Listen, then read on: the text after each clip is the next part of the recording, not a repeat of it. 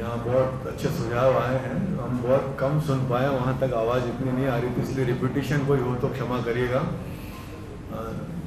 दरअसल बहुत अच्छा एक ज्ञापन अपने साथियों ने तैयार किया है और मेरा सुझाव इसमें, या शायद डॉक्टर साहब ने भी कहा है कि हम पहले स्थानीय प्रशासन से मिलें और उसमें जितना वो सुधार कर सकते हैं उसका भी हम प्रयास करें। चाहे हम मंत्री महोदय को अवश्य भेजें, लेकिन हम यहाँ भी उनसे मिलें और यदि वो जो कुछ रिपेयर कर सकते हैं, करवा सकते हैं, ठीक करवा सकते हैं, उसका हम प्रयास करें, जो भी मशीनें ख़राब पड़ी हैं उनके लिए।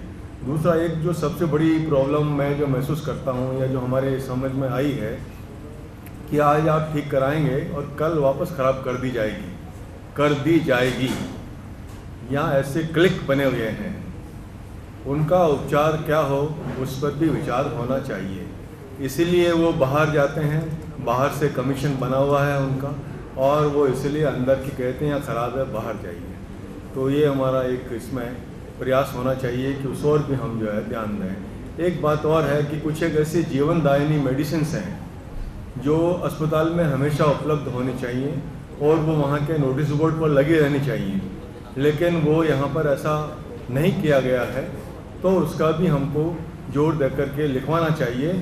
और यदि कोई आता है आदमी, किसी को कुत्ते ने काट लिया, सांप ने काट लिया, तो अस्पताल वाला बोल देता है कि भाई आप तो बाहर से दवा लेके आइए। तो हमारा सुझाव यह है कि ऐसे मामले में जो उसको एक सर्टिफिकेट देना चाहिए कि ये मेडिसिन यहाँ पर उपलब्ध नहीं है, और यदि ये उपलब्ध नहीं है तो जो हम बाज़ार से खरीद के लाते हैं, सरकार से हमारा अनुरोध हो कि उसका रिम्बर्समेंट हमको होना चाहिए, क्योंकि जब सरकार ने ये निर्णय कर रखा है कि ये फ्री मेडिसिन आपको मिलेगी तो वो मिलनी चाहिए, चाहे वो बीपीएल परिवार हो, चाहे कोई भी परिवार हो। तो जीवनदायिनी मेडिसिन कुछ एक हैं, तो उनका हमको इस तरह से जो प्रयास करना चाहिए।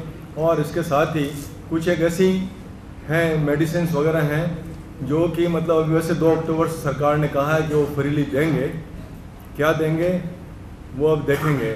और दूसरा एक और है सवाल जो अभी आज इतना परिपक्व नहीं होगा कि जितने भी प्राइवेट हॉस्पिटल्स हैं उनको जो ज़मीन अलॉट की गई है कंसेशनल रेट पर, तो सरकार ने एक निर्णय लिया है कि जो भी कोई बीपीएल परिवार और दूसरे सामान्य परिवारों के भी 5 परिवार हर महीने उनको निःशुल्क वहाँ पर चिकित्सा सुविधा दी जाएगी, पर वो दी नहीं जाती है।